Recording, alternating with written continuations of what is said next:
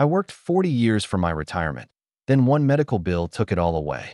My name is Robert. I'm 67, a factory worker, and I sleep in my car now. 6 months ago, I had a paid-off house, a pension, and plans to fish every morning. People think homelessness happens to other people. It doesn't. It started on a Tuesday with a headache at work. I woke up in a hospital bed, couldn't move my left hand, and thought the worst was over. The doctors smiled. My insurance covered most of it. Most isn't all. The bill was $340,000. I tried payment plans. I tried hardship programs. They put a lien on my house. I sold everything I'd built in 4 decades to pay for 18 days in a hospital bed. Now I wash my hair in gas station sinks and count quarters for coffee. I followed every rule, saved every penny, did everything right. Let me take you back to that Tuesday morning and show you how fast a lifetime disappears. When the safety net you spent 40 years building turns out to be made of paper, what's left to catch you when you fall? I woke up on the factory floor with my left hand feeling like television static. But that's not how Tuesday mornings were supposed to go. Tuesdays meant the 5:30 alarm, coffee from the pot Linda bought me in 1987. 40-minute drive to Precision Aircraft Components where I'd spent the last 4 decades inspecting titanium parts that would eventually keep passengers safe at 30,000 feet. I took pride in that work. Every turbine blade that passed through my station got the same careful attention, the same methodical check of serial numbers and surface flaws. But there I was, staring up at the fluorescent lights in Bay 7, with my supervisor Jerry kneeling beside me asking if I could hear him. My mouth felt full of cotton. When I tried to answer, the words came out wrong, slurred and thick like I'd been drinking, which I hadn't touched since Linda's funeral. "Call an ambulance," Jerry said to someone I couldn't see. His voice sounded far away, like he was talking through water that I wanted to tell him I was fine, that I just needed a minute to get my bearings. The turbine blade I'd been inspecting lay on the floor next to me, its surface catching the overhead lights. I'd been checking the serial number, TB 4471, when everything went sideways. I remembered reaching for my inspection chart, then nothing. The paramedics arrived with equipment that beeped and clicked. A young woman with kind eyes asked me to squeeze her fingers. My right hand worked fine. My left felt like it belonged to someone else. "Can you tell me your name?" she asked. "Robert Carlyle." The words sounded strange in my mouth, but at least they came out in the right order. "What day is it, Robert?" "Tuesday. March." I had to think about it. "March 14th. She nodded and made notes on a clipboard. Behind her, my coworkers stood in a small cluster, their faces tight with concern. I'd worked alongside most of them for 20 years or more. We'd celebrated retirements, survived layoffs, shared coffee, and complaints about management. Now they watched the ambulance crew load me onto a stretcher like I was already gone. The ride to Methodist Hospital passed in a blur of sirens and radio chatter. I kept trying to move my left hand, but it wouldn't respond properly. The fingers twitched sometimes, but I couldn't make a fist or even wiggle them on command. The paramedic noticed me struggling. "Don't fight it," she said.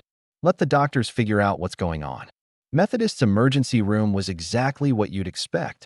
Bright lights, hurried conversations, the smell of disinfectant mixed with fear. They wheeled me into a room where a doctor who looked younger than my nephew asked me to follow his finger with my eyes, then had me try to smile. Half my face felt frozen. "Mr. Carlyle, you've had what we call a cerebrovascular accident," he said. "A stroke. The good news is you're conscious and talking. We're going to run some tests to see exactly what happened and how we can help you recover." Stroke. The word hit me like cold water.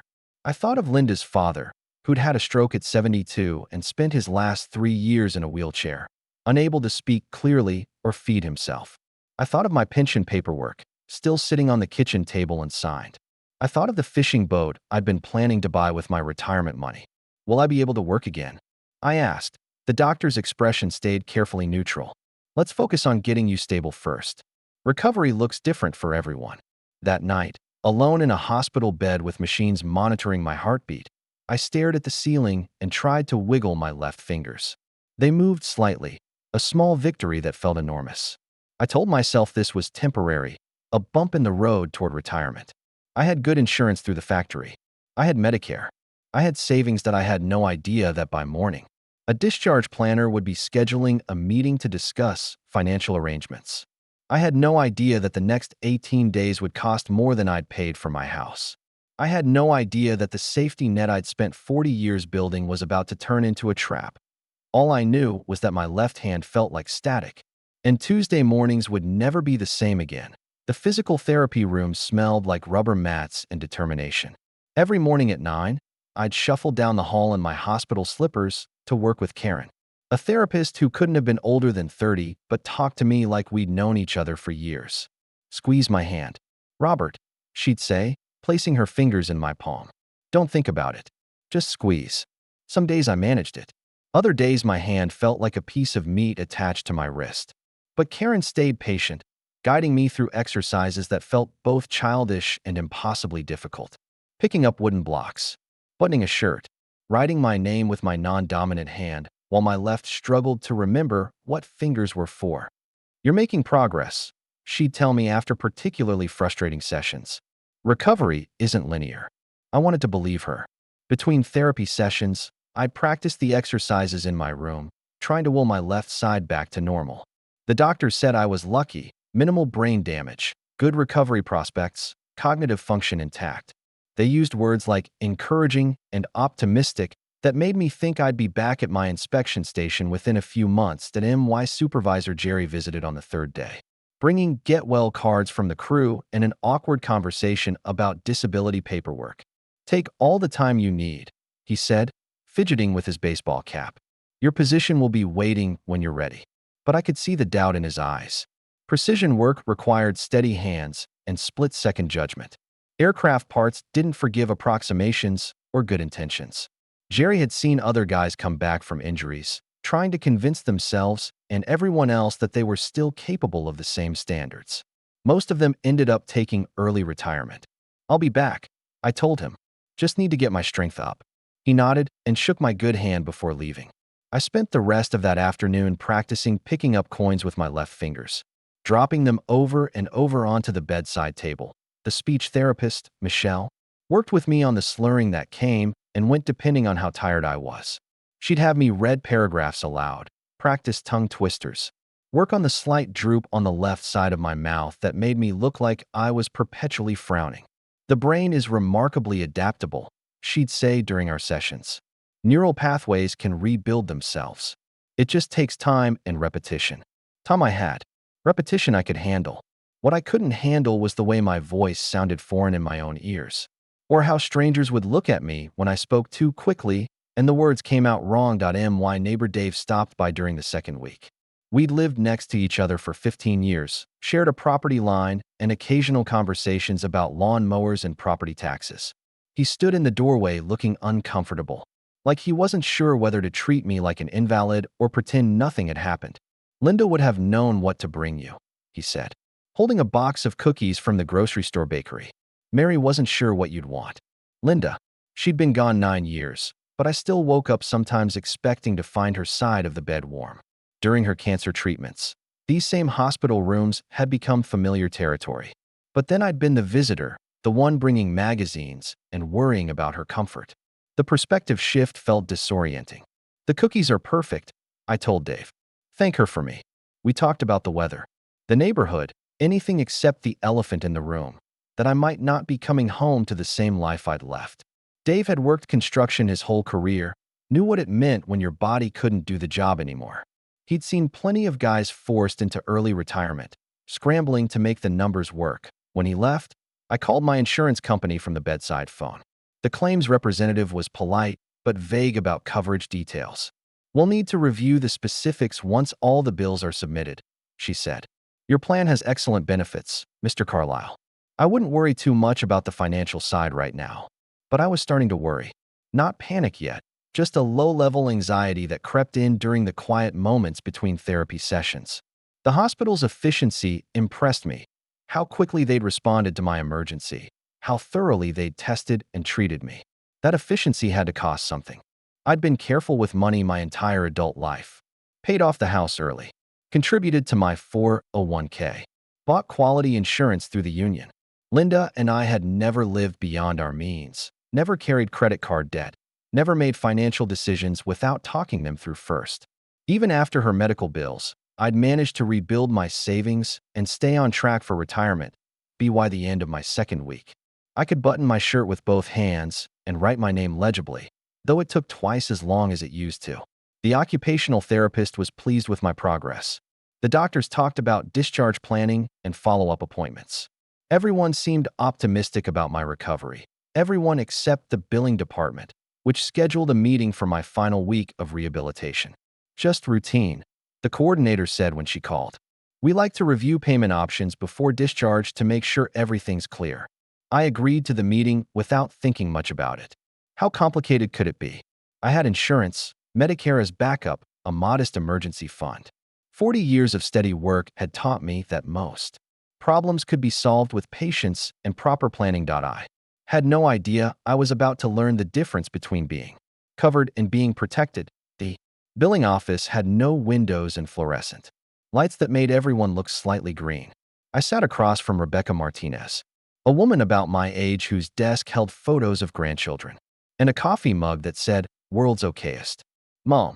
She had the kind of practiced sympathy that came from delivering bad news. Professionally, "Mr. Carlisle, let me walk you through your account," she said, opening a folder thick enough to choke a horse. Your total charges for the 18-day stay come to $847,000. The number hit me like a physical blow. $847,000. I'd paid $164,000 for my house in 1987. Linda's entire cancer treatment, surgery, chemotherapy, radiation, 2 years of follow-up care, had cost maybe half that much. That seems. I started, then stopped. What did I know about stroke treatment costs? That seems high. Rebecca nodded like she'd heard this before. Emergency neurosurgery is expensive. The ICU runs about $8,000 per day. Then there's the MRI, CT scans, medications, specialist consultations, rehabilitation services. It adds up quickly. She flipped through pages of itemized charges. $23,000 for the ambulance ride and emergency room. $68,000 for the surgery itself. $12,000 for a single night in intensive care. Numbers that would have been abstract if they weren't attached to my name and social security number. The good news is your insurance covered most of it, Rebecca continued. Your Medicare Part A handled the hospital charges. Your supplemental policy through the union picked up a significant portion of the remainder. She turned to a page near the back of the folder. Your patient responsibility portion comes to $340,000. $340,000. I sat there trying to process that number, to fit it into any framework that made sense. My annual salary at the factory was $52,000. My 401k had maybe $127,000. The house was paid off, but it was worth perhaps $180,000 in the current market. There must be some mistake, I said. Rebecca pulled out a calculator and walked me through the math. Maximum out-of-pocket limits, deductibles, coinsurance percentages, policy exclusions for certain types of rehabilitation. The language was technical, but the bottom line was clear. I owed more money than I'd made in the past 6 years combined. We have several payment options, she said, sliding a pamphlet across the desk. You can set up a payment plan for as low as $500 per month. $500 a month for. I did the math in my head.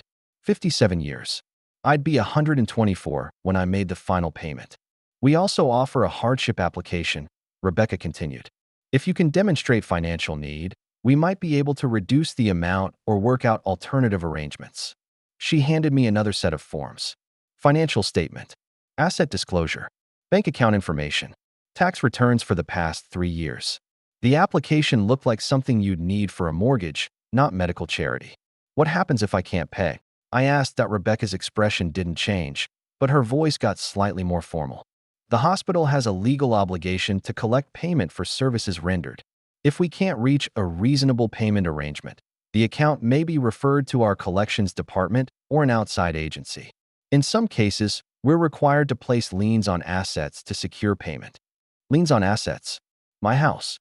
The one thing Linda and I had managed to pay off completely, the foundation of whatever security I thought I had left.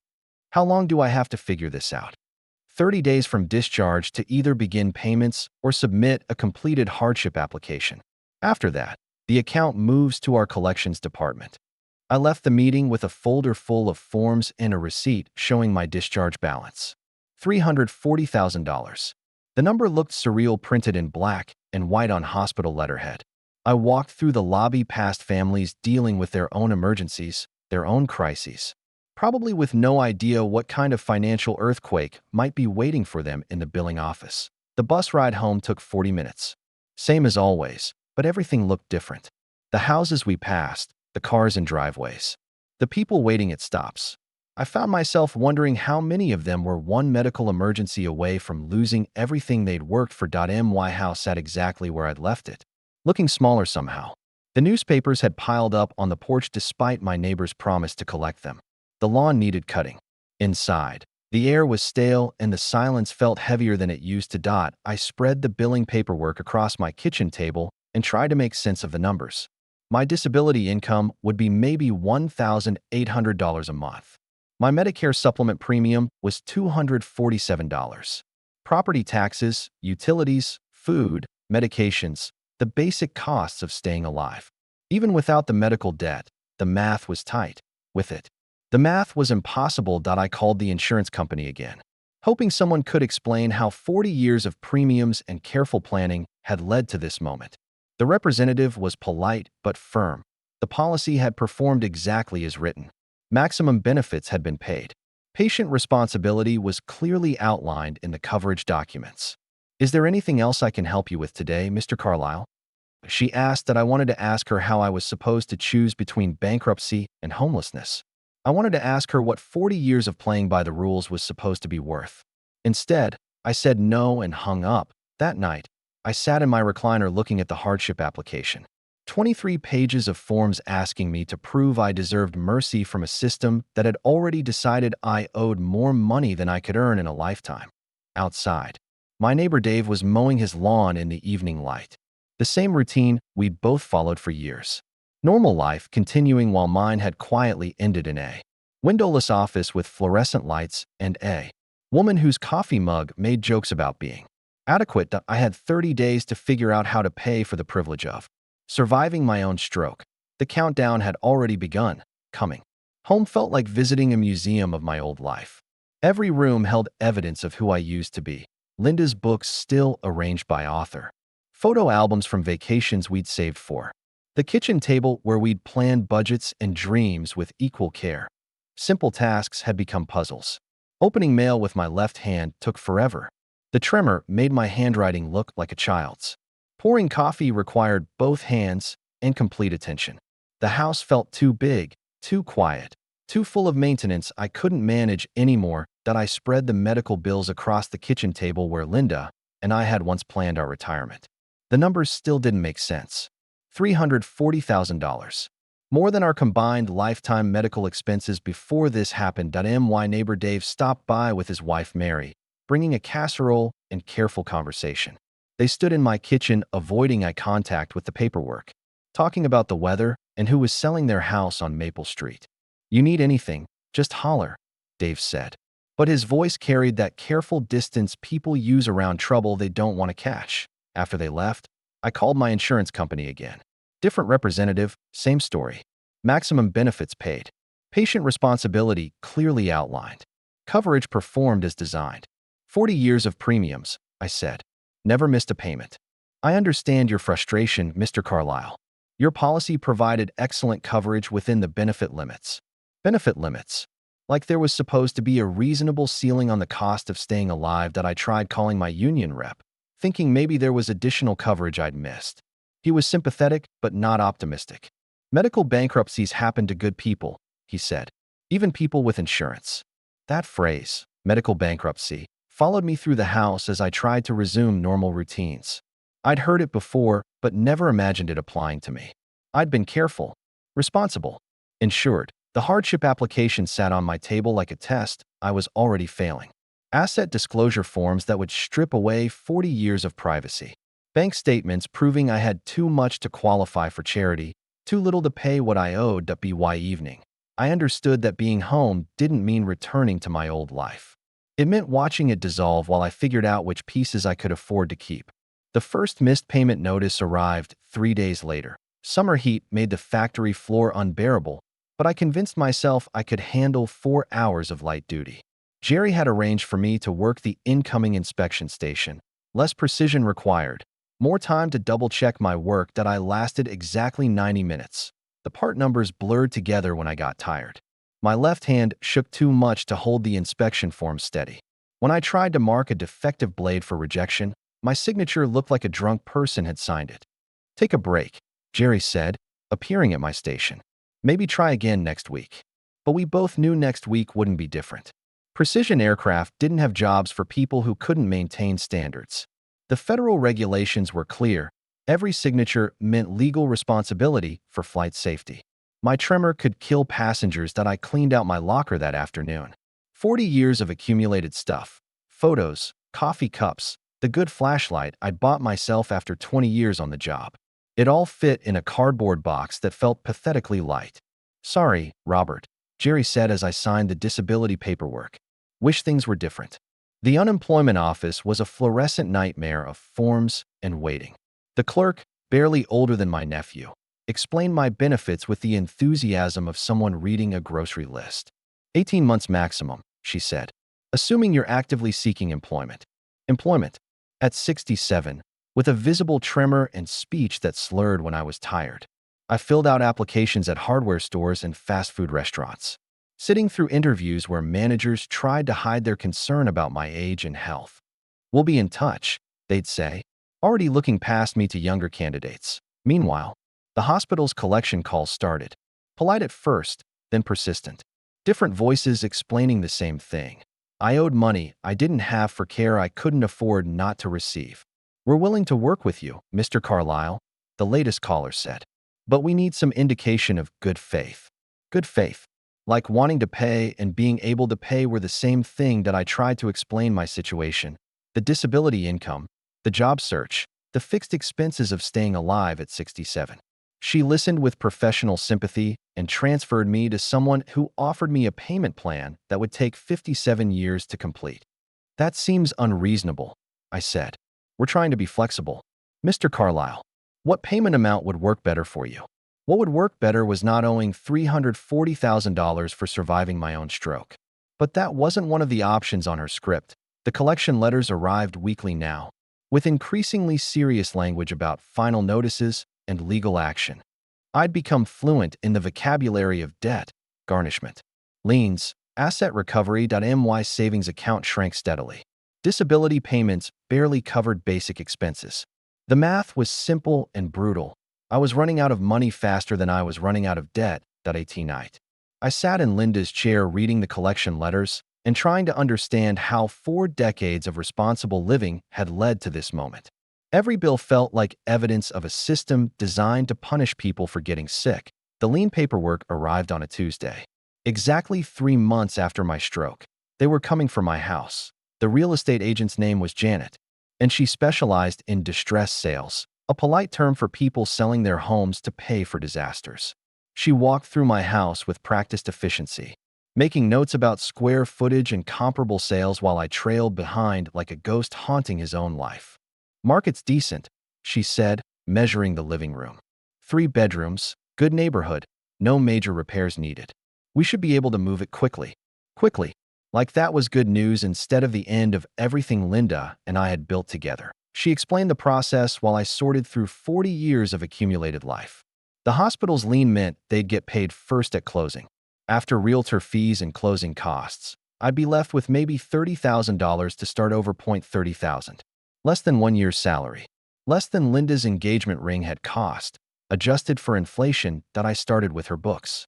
Linda had been a reader, mysteries mostly, but also poetry and biographies of women who'd done impossible things.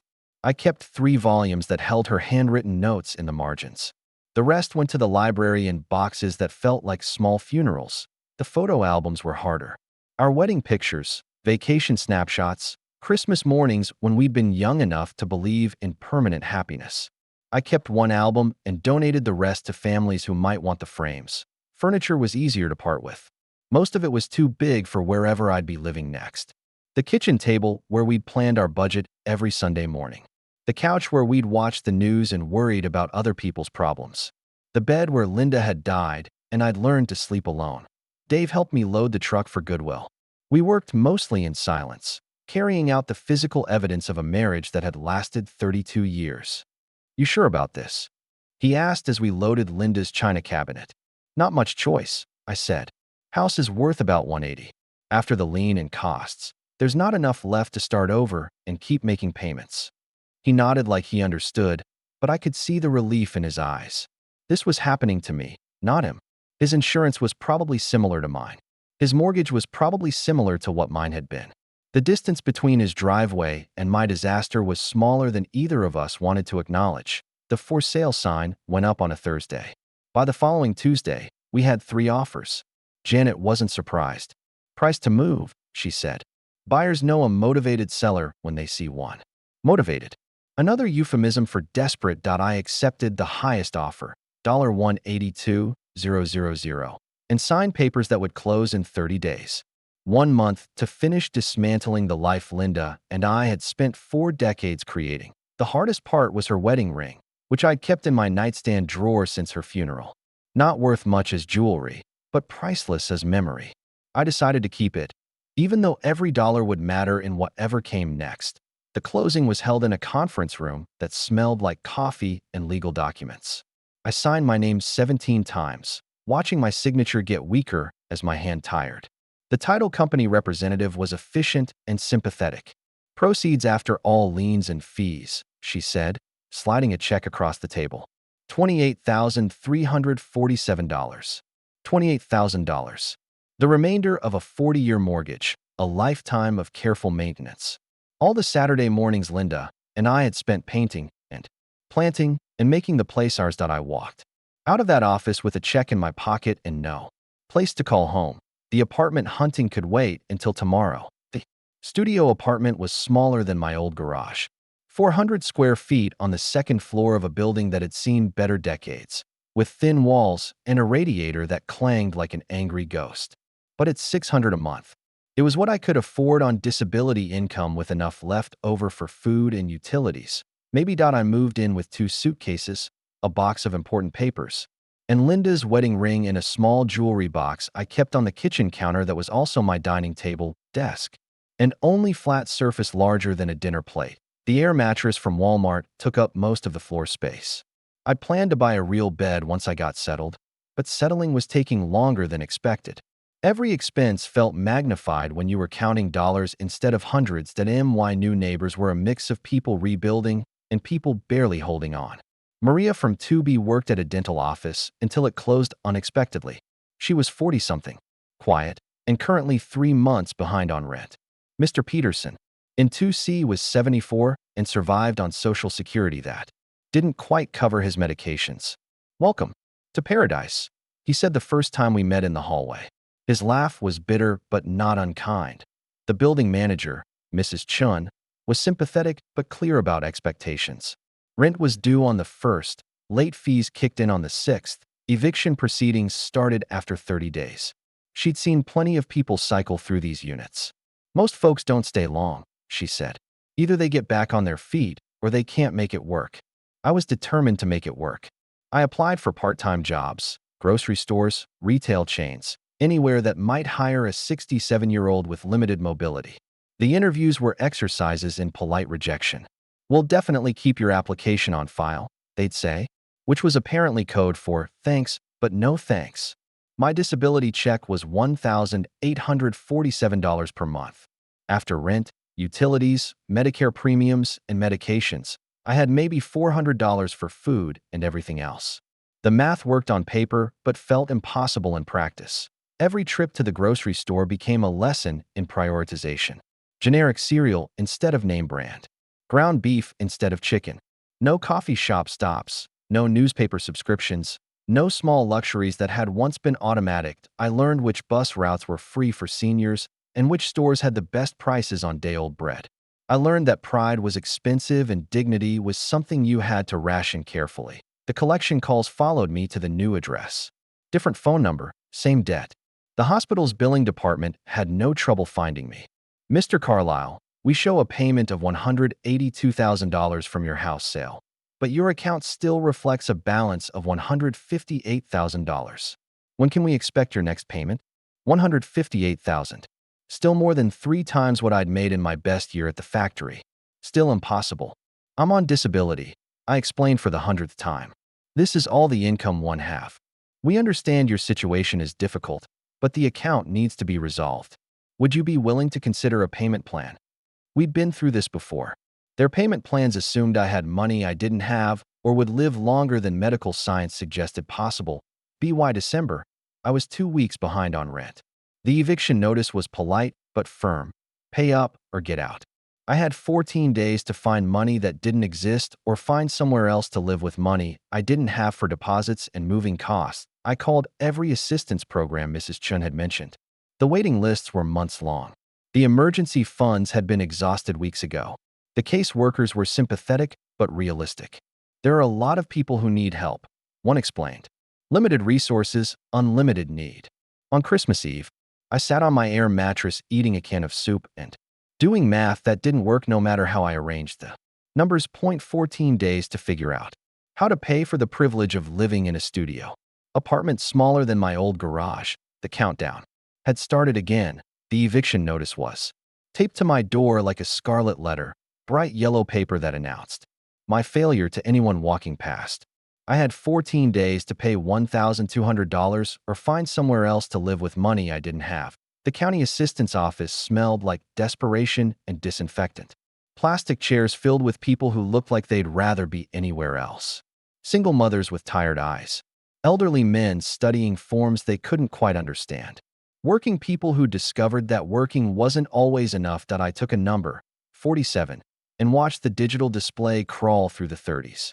The woman next to me bounced a fussy baby while filling out forms with one hand. How long have you been waiting? I asked. Since 8, she said. It was nearly noon. When my number finally came up, I met with Sandra, a caseworker who looked like she'd heard every sob story twice. She reviewed my application with professional sympathy while I explained my situation for what felt like the 1,000th time. Medical debt from a stroke, she said, making notes. Lost your home, behind on rent, fixed income. I worked 40 years, I said. Paid taxes, followed the rules. Never asked for help before. Sandra nodded like she'd heard variations of this speech many times. Emergency rental assistance has a waiting list of about 6 weeks. We're processing applications from October. 6 weeks. I had 14 days. What about emergency funds? Anything immediate. Very limited. And you'd need to demonstrate that assistance would solve the problem long term, not just delay it. Long term. With my current income and ongoing medical debt, there was no long-term solution that made sense. I applied anyway, filling out forms that asked for everything short of a DNA sample. Bank statements, medical records, employment history, family contact information. 23 pages of bureaucratic archaeology, digging up the remains of my financial life. The hardship interview was scheduled for the following week, 2 days after my eviction deadline. I tried calling family members I hadn't spoken to in years.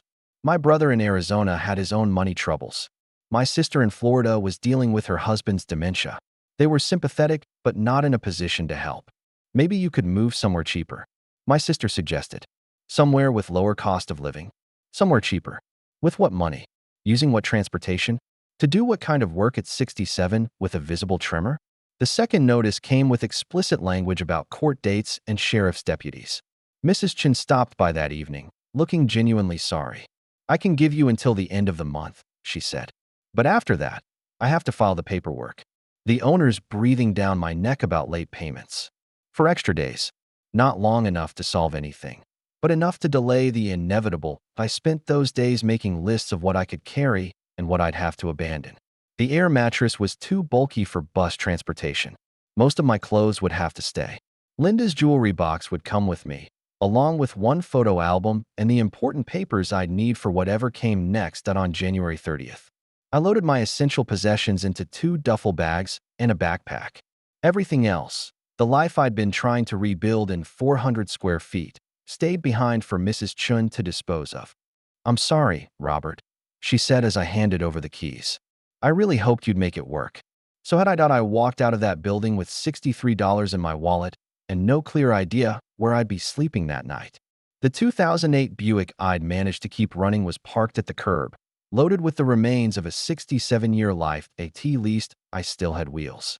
At least I still had that much dignity. I drove to a truck stop off I-35 and sat in the parking lot watching other cars, wondering how many contained people like me who'd run out of cheaper options at BY midnight. I understood I was about to learn the difference between being poor and being homeless. The learning curve was steeper than I'd imagined. The first night in my car taught me that dignity was negotiable, and comfort was a luxury I couldn't afford. I'd pulled into the truck stop parking lot around 11, telling myself this was temporary, just until the assistance came through, just until I found work, just until something changed. The Buick's front seat reclined maybe 30 degrees, not nearly enough for actual sleep. My left side, still weak from the stroke, cramped up within an hour. Every sound made me alert: truck engines, car doors, voices that might belong to police or security guards who'd tell me to move along. By 3 a.m., a sheriff's deputy was tapping on my window with his flashlight. "Everything okay here?" he asked after I rolled down the window. "Just resting," I said, hoping my voice didn't sound as panicked as I felt. He was younger than my nephew, polite but firm. "Can't sleep in the parking lot, sir. Safety issue. You'll need to move along." Where was I supposed to move along to? But I nodded and started the engine, driving through empty streets until I found a 24-hour McDonald's where I could park for a few hours without attracting attention. Dawn came gray and cold. I needed a bathroom, a shower, and coffee, in that order. The gas station restroom was a horror show, but it had running water and privacy. I brushed my teeth and washed my face and tried to look like someone who belonged in polite society.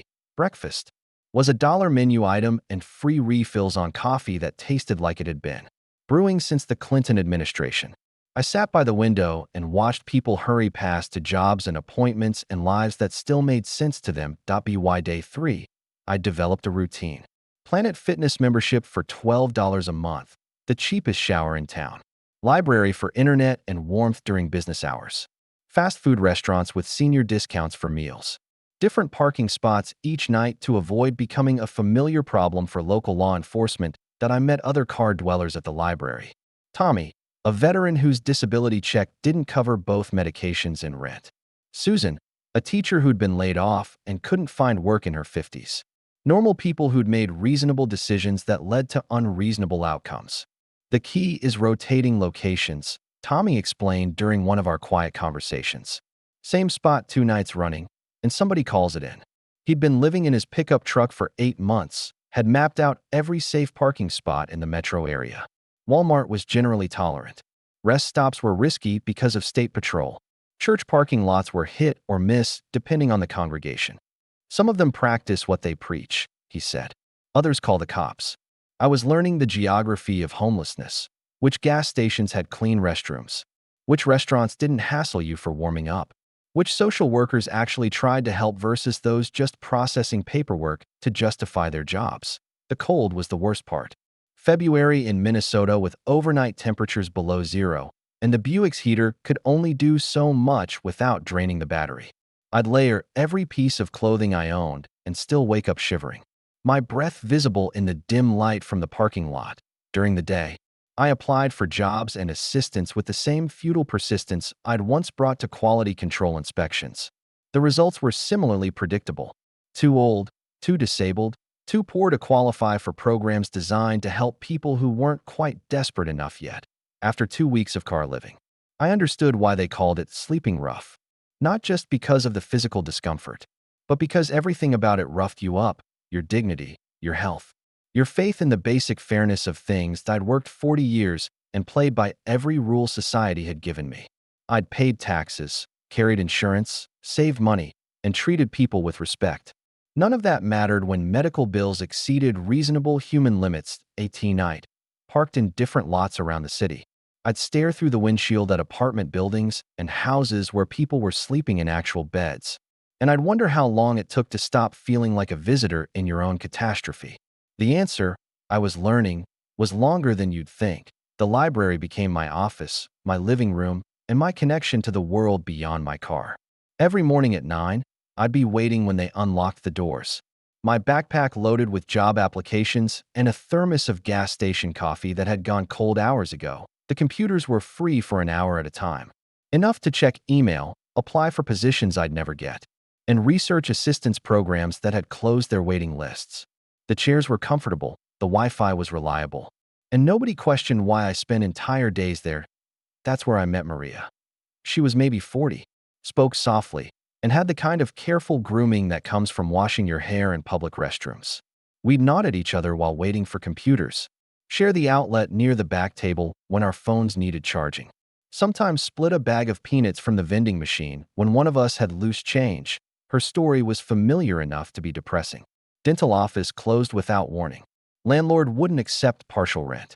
Family couldn't or wouldn't help. She'd been sleeping in her Honda Civic for 3 weeks, longer than I'd been in my Buick.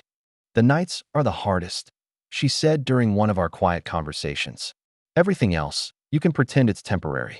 But when you're trying to sleep in a car seat, there's no pretending anymore. We traded information about safe parking spots, which restaurants threw away perfectly good food, where to find showers and clean restrooms, survival tips from people who'd never imagined needing them. Maria had kept her cell phone, using it to search for work and maintain the fiction that she had a stable address. She'd gotten good at changing clothes in gas station bathrooms and keeping her interview outfits wrinkle-free in the back seat. I have a phone interview tomorrow, she told me one afternoon. Warehouse work in Burnsville. Not great pay, but it's something. I was genuinely happy for her. In the strange community of library regulars and parking lot neighbors, good news for one felt like hope for all of us. My own job search had devolved into a ritual of rejection. Online applications that disappeared into digital voids. Phone interviews that ended when I mentioned my age or the slight slur that came out when I was tired. In-person meetings where managers tried to hide their concern about hiring someone who looked like a medical liability. The disability check kept coming, $1, $8.47. Every month that disappeared into gas, food, gym membership, and phone service. Without rent to pay, I should have been saving money. Instead, I was discovering that homelessness had its own expensive inefficiencies. No kitchen meant eating restaurant food or things that didn't require cooking. No refrigerator meant buying small quantities at higher per unit costs. No address meant paying check cashing fees at places that treated poor people like walking profit centers. My medications were the biggest worry. Blood pressure pills that cost $180 per month, even with Medicare. When I missed a few doses to stretch the prescription, I could feel my body rebelling. Headaches, dizziness. The kind of symptoms that had preceded my stroke. One afternoon, Maria didn't show up at the library. Or the next day, or the day after that. I found myself checking the parking lots we'd both used, wondering if something had happened to her or if she'd simply moved on to somewhere else a week later. Another regular mentioned seeing her at a grocery store in Burnsville, wearing work clothes and looking healthier than any of us had seen her in months. Got the warehouse job, he said. Found a room to rent too. I was happy for Maria, genuinely glad she'd found a way out. But her absence left me feeling more alone than I'd expected. We'd never been close friends, just two people sharing the same strange circumstances. But losing that connection reminded me how isolated this life could become.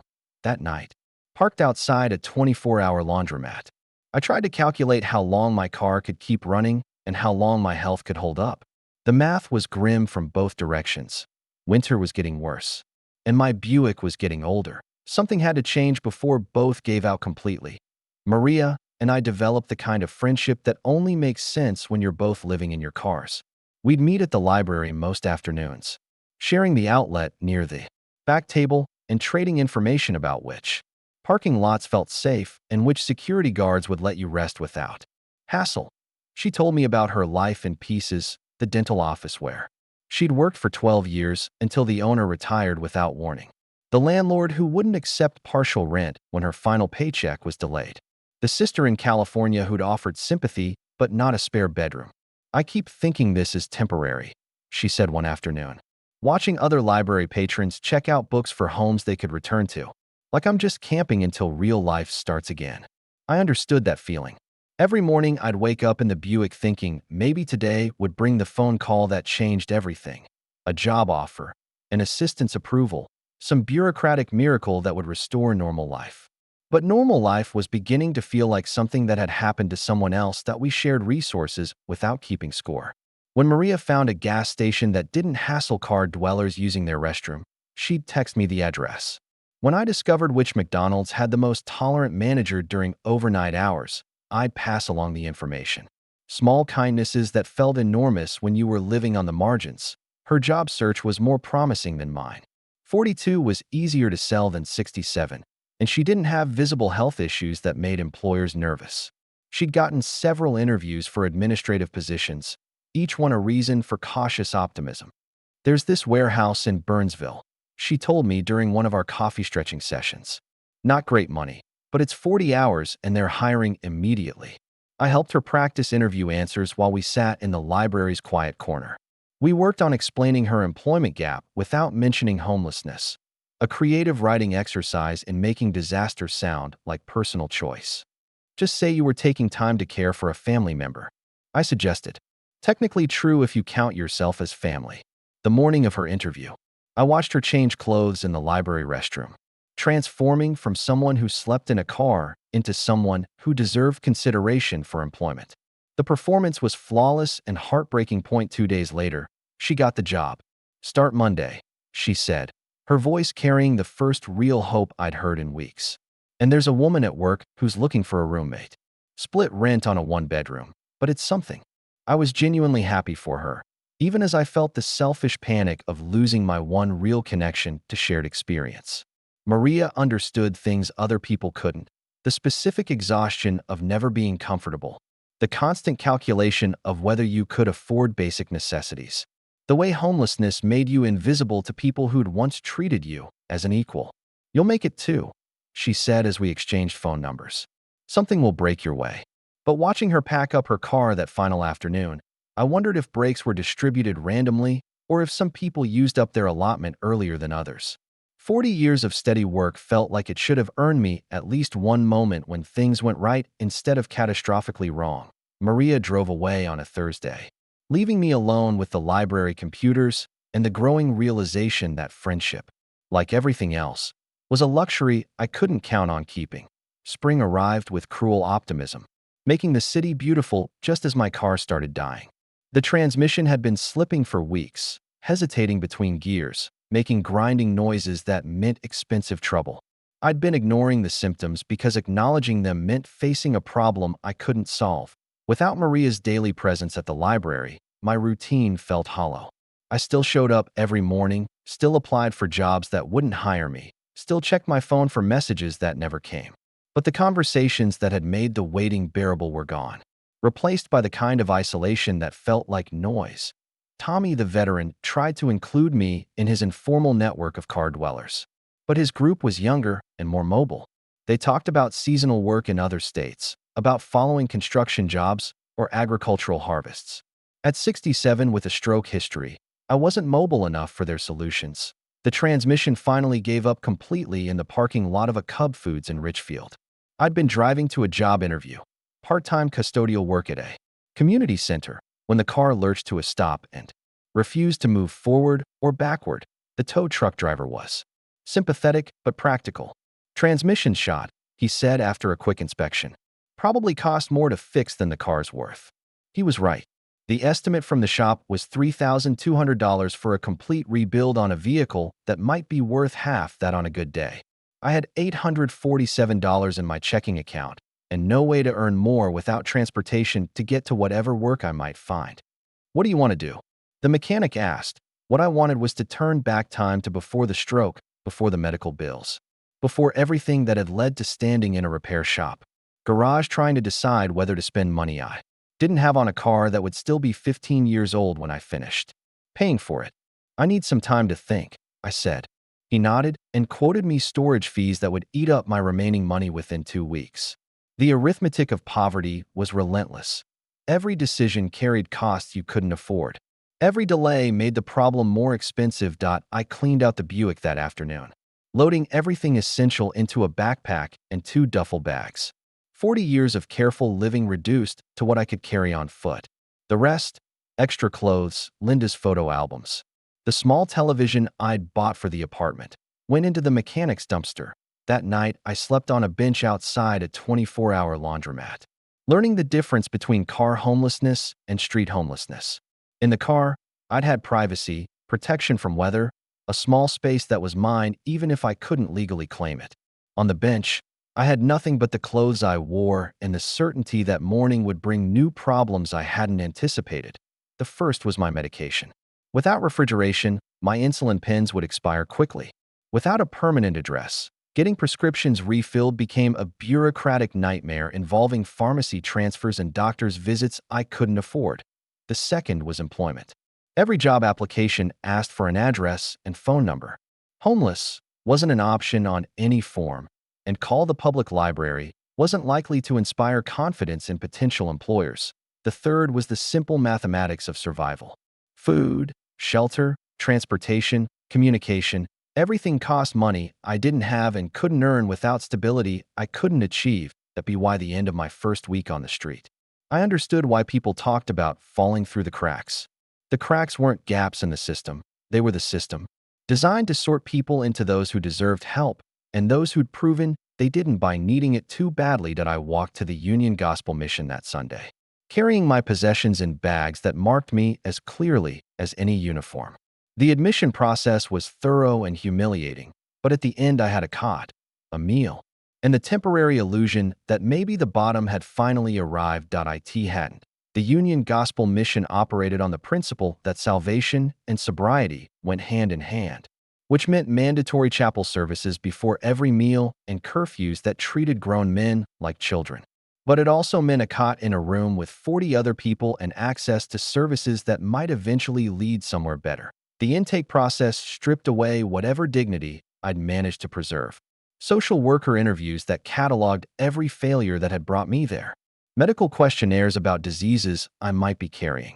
Rules about personal belongings, shower schedules, and acceptable behavior that assumed everyone was either crazy, drunk, or dangerous. My bunkmate was Gerald, a 63-year-old carpenter whose arthritis had ended his career and whose savings had disappeared into his wife's medical bills before she died.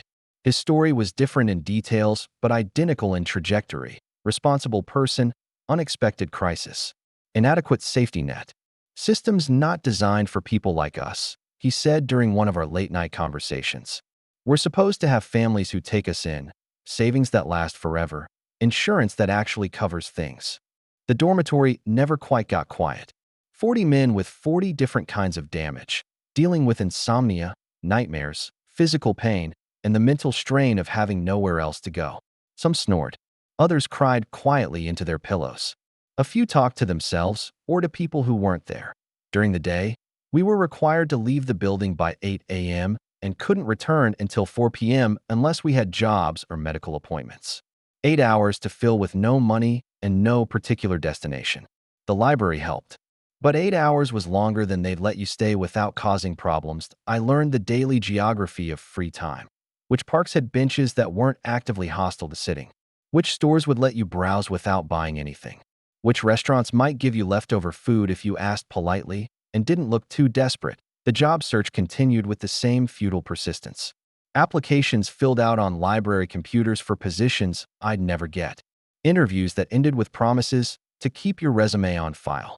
The address problem was solved by using the mission's mailing service, but that created its own issues. Union Gospel Mission on an application was like announcing that you were homeless, unemployed, and probably unstable.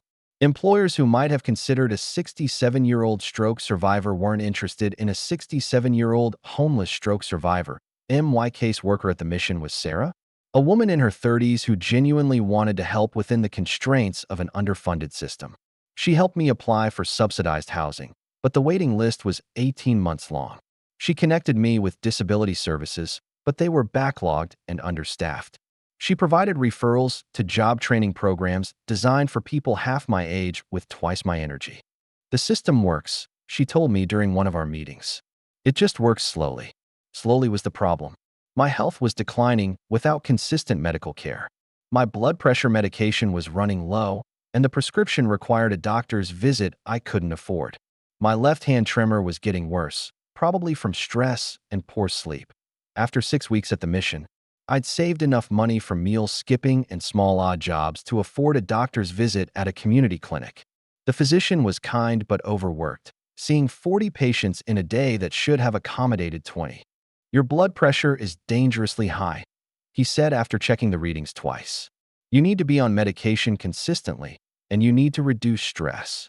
Reduce stress. While homeless and unemployed at 67 with medical debt, that would follow me to my grave. The irony wasn't lost on either of us. He prescribed the medications and referred me to a social worker who provided information about programs I'd already applied for and assistance I'd already been denied. Everyone was helpful within their small sphere of influence. But no one had the authority to solve problems that crossed bureaucratic boundaries. That night, lying on my narrow cot listening to Gerald's labored breathing and someone else's quiet sobbing, I realized I'd been approaching this wrong. I'd been treating homelessness like a temporary problem that needed solving, when maybe it was just a new kind of life that needed surviving. The adjustment in expectations was harder than the physical discomfort, but it was the only way forward I could see. Summer brought heat that made the dormitory unbearable and days that stretched endlessly. Between 8 a.m. departure and 4 p.m. return, the mission's air conditioning was broken more often than it worked, and 40 men sleeping in one room generated enough collective misery to test anyone's faith in human dignity that I'd been at Union Gospel for 3 months, long enough to understand the unwritten hierarchy among residents. The recently homeless still carried themselves like temporarily displaced citizens. The long-term residents moved with the careful economy of people who'd learned to expect nothing and plan for less. I was somewhere in between, still applying for jobs, but no longer believing the applications would lead anywhere. The MY caseworker Sarah had exhausted most of the standard referrals. The housing waiting list hadn't moved. The job training programs were full or inappropriate for someone my age. The disability services kept requesting documentation for problems that couldn't be documented. Without medical tests I couldn't afford. There's a day labor program, she mentioned during our weekly meeting. Not steady work, but it's something. Day labor meant standing in a parking lot at 5 a.m. hoping to be selected for construction cleanup or warehouse loading. The pay was minimum wage minus transportation costs and fees charged by the placement agency. Most days I wasn't chosen. Too old, too slow, too obviously unreliable for physical work. The days I did work were brutal. 8 hours of manual labor that my stroke-affected body couldn't handle, followed by a bus ride back to the mission where I'd collapse on my cot too exhausted to eat dinner. But 12 hours of work paid for almost a week of incidental expenses, so I kept showing up. The other residents were a mix of people I was learning to see as individuals rather than stereotypes. Marcus had been a chef until drug addiction destroyed his career and his family. He was clean now, but couldn't find restaurants willing to hire someone with his history. David was a veteran whose PTSD made steady employment impossible despite his skills as an electrician. James had aged out of foster care with no family support and no life skills beyond survival. None of them fit the comfortable narratives about who deserved help and who had brought their problems on themselves. Most had worked, paid taxes, contributed to society before circumstances they couldn't control had knocked them sideways. People think we're all addicts or criminals, Gerald said one evening as we sat outside sharing a cigarette he'd bummed from someone. Makes them feel better about not helping. The mission's mandatory chapel services provided a steady diet of sermons about personal responsibility and God's plan for everyone. The chaplain was well-meaning, but clearly hadn't spent much time talking to people whose lives had been destroyed by medical bills or job losses or simple bad luck. God helps those who help themselves was a frequent theme, delivered to men who'd been helping themselves their entire lives until forces beyond their control had made self-help impossible. I stopped listening to the sermons and used the time to think about Linda, about the house we'd shared, about the retirement we'd planned together. Memory was becoming my primary entertainment, safer than hoping for futures that seemed increasingly unlikely. My health continued declining despite the free medical clinic visits. Blood pressure medication helped, but stress and poor nutrition were taking their toll. I'd lost 20 pounds since becoming homeless, partly from walking everywhere and partly from skipping meals to save money. The mirror in the mission's bathroom showed a stranger, gaunt, gray, aged beyond my 67 years.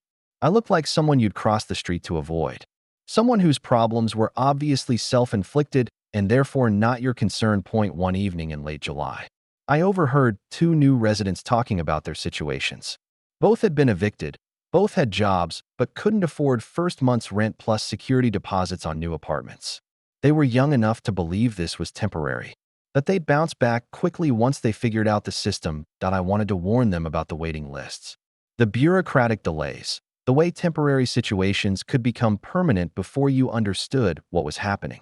But I also didn't want to steal their hope, which might be the only thing keeping them functional. Hope was becoming a luxury I couldn't afford, but I wasn't sure what to replace it with. Acceptance seemed like giving up, but denial was exhausting. Maybe there was something in between that would get me through whatever came next. Living on the street taught me skills they don't cover in any employee handbook. Which dumpsters behind restaurants held food that was expired but not dangerous? Which security guards would let you sit in their lobbies during the coldest hours without calling police? Which social workers actually listened versus those who just processed paperwork and waited for their shifts to end? I'd been out of the mission for 2 weeks after violating curfew once too often. The rules were strict: back by 9 p.m. or spend the night elsewhere, and my day labor schedule sometimes ran late. 3 violations meant automatic suspension, regardless of circumstances or years of perfect attendance. Now I was learning the difference between shelter homelessness and street homelessness. In the mission, I'd had a cot, meals, and the illusion of temporary stability. On the street, I had nothing but what I could carry and the knowledge that every decision carried consequences I couldn't afford to get wrong. Sleep came in fragments, stolen between police patrols and the need to stay alert for dangers that came from both criminals and good Samaritans who called 911 when they saw someone sleeping rough. The best spots were hidden but not isolated, warm but not conspicuous, accessible but not obviously trespassing. I found a place behind the downtown library where heating vents created a microclimate warm enough for survival. The spot was invisible from the street, but close enough to foot traffic that screaming would be heard if necessary. It wasn't comfortable, but comfort had become a concept from my previous life. Food was a constant calculation. The mission served meals to anyone who showed up, but only at specific times that didn't always align with my work schedule. Soup kitchens operated on similar schedules with similar restrictions.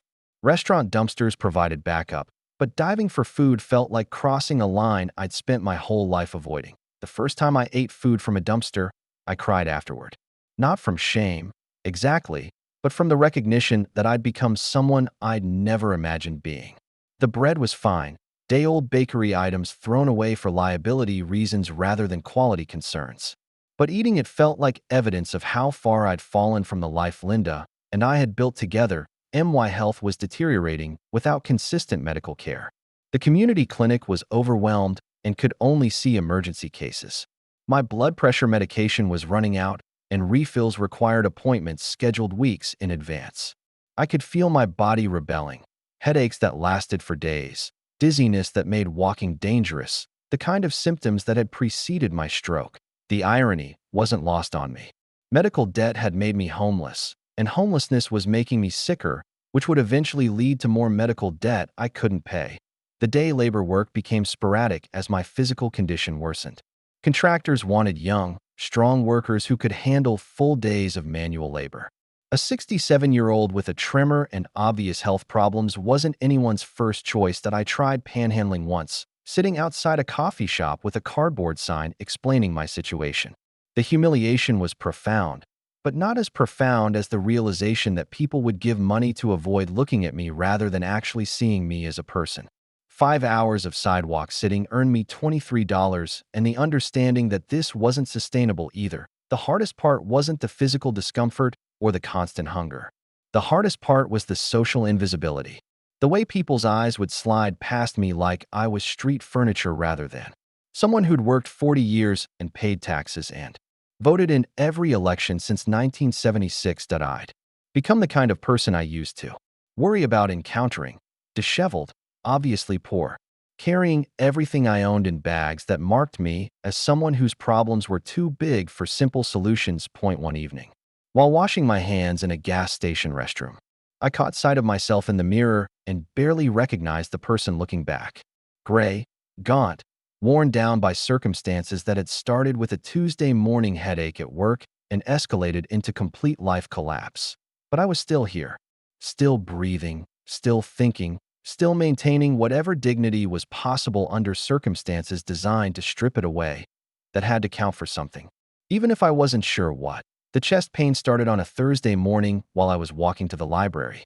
Sharp, pressing sensations that made breathing difficult and reminded me too much of the morning my stroke had begun. I sat on a bus stop bench for 20 minutes, waiting for it to pass. But the pain only got worse. Methodist Hospital's emergency room was familiar territory, the same registration desk where I'd been admitted 18 months earlier. The same forms asking for insurance information I still carried. The same smell of disinfectant and fear that had marked the beginning of my current troubles. The triage nurse took my blood pressure 3 times, frowning at the numbers. 180 over 110, she said. When did you last take your medication? 4 days ago, I admitted. Prescription ran out.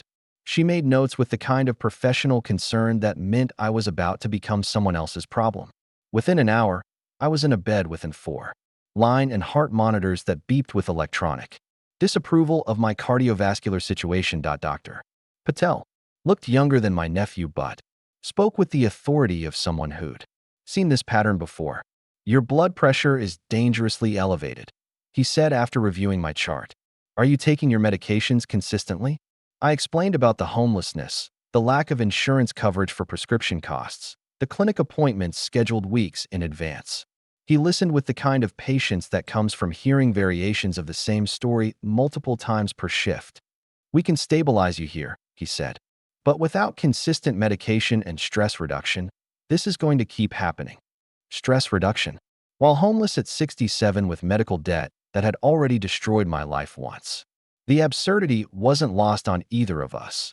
They kept me for observation overnight, running tests that would generate bills I couldn't pay to confirm problems I already knew about. The cardiac workup was thorough and expensive: EKG, chest x-rays, blood work that required multiple tubes and follow-up consultations with specialists I'd never be able to afford. My roommate was a construction worker who'd fallen from scaffolding and broken 3 ribs.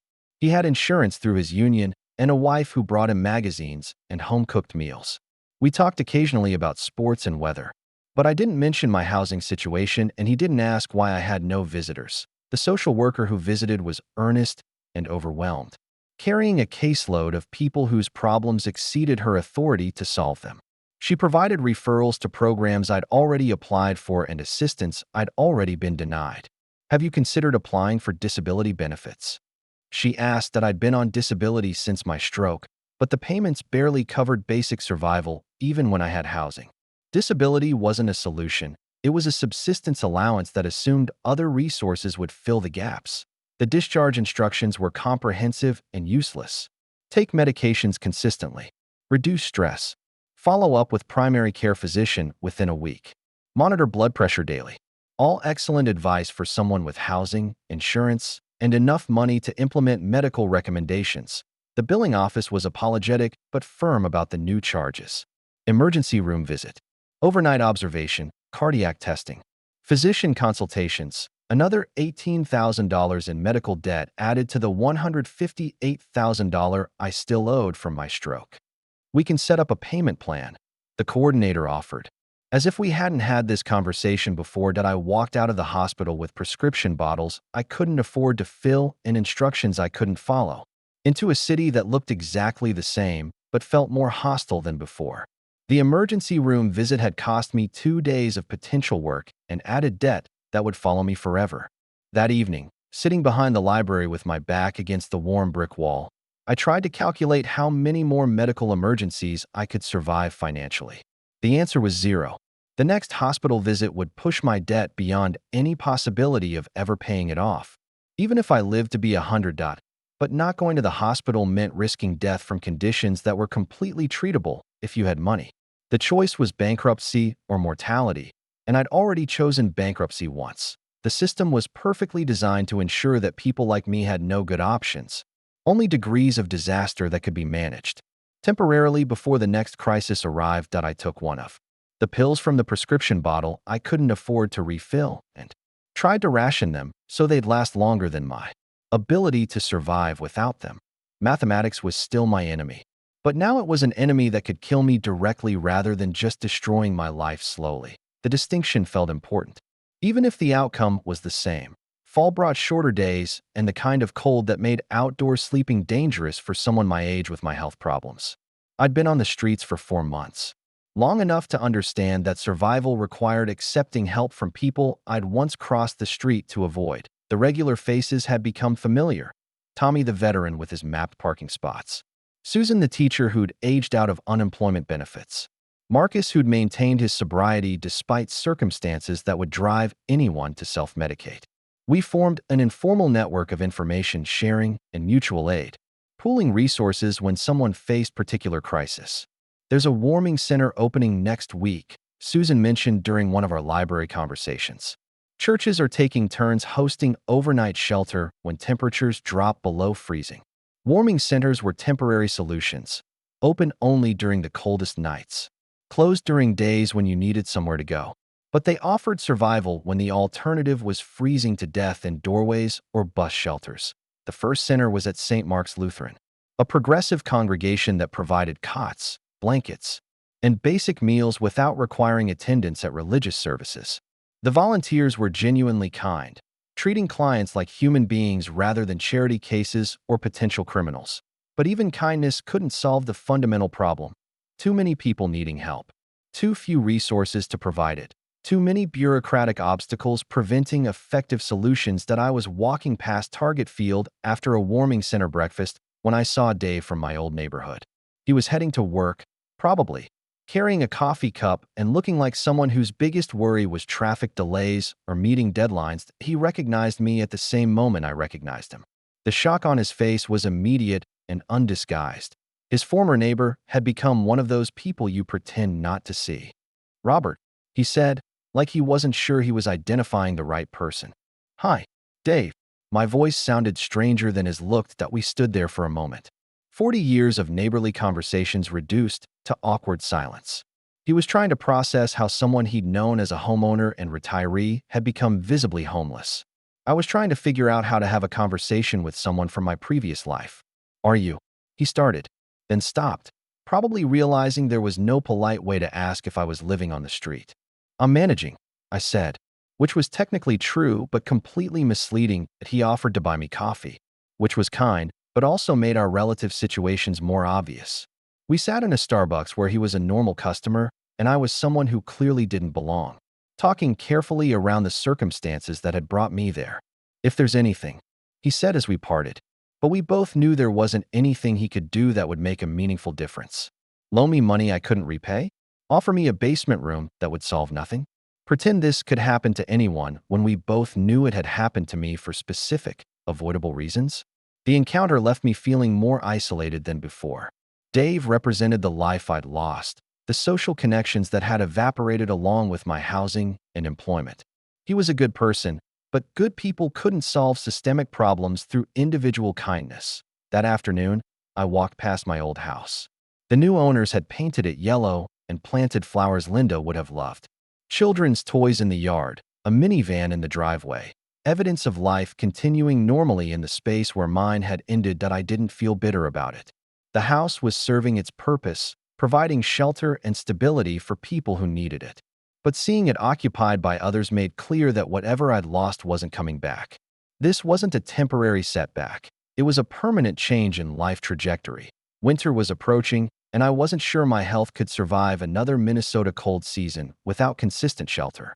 The warming centers helped, but they were stopgap measures, not solutions. That I needed to figure out how to live as a homeless person rather than waiting to stop being homeless.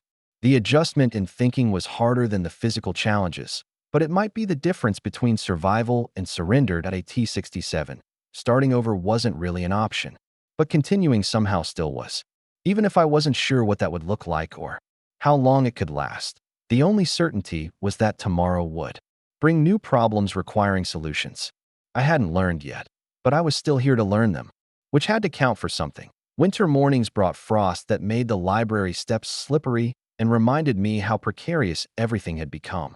I sat there most days watching people hurry past to jobs and appointments and lives that still made sense to them, wondering how many understood how quickly security could disappear. The man in the expensive coat walked by every Tuesday and Thursday around 8:15, probably heading to an office downtown. He looked to be about my age, maybe a little younger, with the kind of careful grooming that came from having a bathroom to use every morning and clothes that stayed wrinkle-free in proper closets. This particular Thursday, he paused after dropping $1 in my coffee cup. One of the newer arrivals had taught me that people would give money to avoid eye contact. So I'd started carrying an empty cup from McDonald's as a prop for survival. "Thank you," I said. Looking up at him, he nodded and started to walk away, then stopped and turned back. For a moment, we looked at each other directly. Two men who'd probably worked similar jobs, paid similar taxes, believed in similar promises about what careful living would provide. That I wanted to tell him to be careful. That the distance between his morning routine and my cardboard sign was shorter than he'd ever imagined. I wanted to explain that I'd had insurance and savings and 40 years of steady employment, that I'd done everything right according to every rule society had given me. But I also understood that knowledge might be a burden rather than a gift. He was probably one medical emergency away from joining me on these steps. But telling him that would steal whatever peace he'd found in believing that hard work and good choices would be enough to keep him safe. "Have a good day," I said instead. He nodded again and walked away. And I watched him disappear into the crowd of people who still had somewhere to go. The library opened at 9, and I gathered my backpack and the few possessions that had survived the journey from homeowner to homeless. Inside, the computers were free for an hour. The chairs were comfortable, and nobody questioned why I spent entire days there reading newspapers and pretending to have somewhere important to be. I'd stopped applying for jobs. At 67, with visible health problems and a homeless shelter address, the exercise had become purely fictional. Instead, I read books about other people's disasters and took comfort in learning that survival was possible even when it looked impossible. Outside, snow was beginning to fall, the first real snow of the season that would make outdoor sleeping dangerous for someone my age with my health problems. The warming centers would open soon, providing temporary sanctuary during the coldest nights. But winter was long in Minnesota, and my body was wearing down faster than I'd expected. The emergency room visit had confirmed what I already knew, that homelessness was aging me in dog years. That stress and poor nutrition and irregular medical care were taking their toll in ways that would eventually become permanent, that I wasn't sure how many more winters I could survive. But I was sure I'd keep trying as long as possible. Not because I had hope for dramatic improvement, but because the alternative was giving up. And 40 years of factory work had taught me that you showed up and did what needed doing whether you felt like it or not. The morning crowd thinned as people settled into their workdays. I had 8 hours to fill before the library closed. 8 hours to pretend I was just another patron instead of someone who had nowhere else to go. I opened a book about Arctic exploration and read about people who'd survived conditions worse than mine through stubbornness and careful resource management. It wasn't inspirational exactly, but it was useful, a reminder that humans could adapt to circumstances that seemed impossible if they focused on the next decision rather than the overall situation. Outside the windows, people walked past carrying coffee and newspapers and the casual confidence that came from lives that still made sense. Some of them would probably join me eventually. Statistics suggested that medical emergencies and job losses and family crises would catch up with more of them than they'd expect. But for now, they were safe in their morning routines, and I was safe in the library's warmth. And that was enough for both of us. The snow kept falling, and I kept reading, and somewhere in the distance, the city continued its daily business of sorting people into those who deserved help and those who'd already proven they didn't by needing it too much. Tomorrow would bring new problems requiring solutions. I hadn't learned yet, but I was still here to learn them, which meant something even if I wasn't sure what. I turned the page and kept reading about people who'd survived impossible things through patience and stubborn refusal to surrender. It seemed like a skill worth developing.